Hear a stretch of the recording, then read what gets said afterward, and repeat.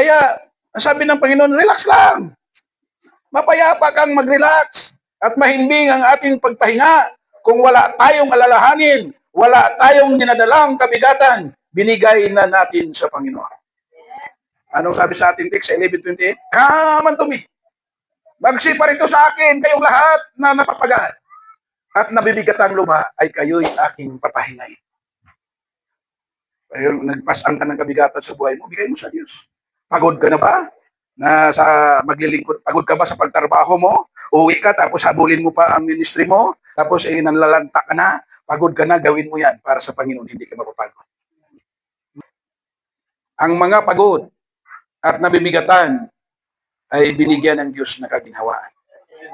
Hindi natin naranasan ang kapahingaan na yan dahil hindi natin pinakinggan ang panawagan ng ating Panginoon. Pakinggan mo lang yung panawagan ng Islam. May problema ka, may suliranin ka, may kabigatan ka, may daladala kang pasan, mayroon kang karamdaman na hanggat ngayon hindi pa gumagaling, hanggat ngayon ay daladala pa mabigat yan sa buhay mo, God is an answer.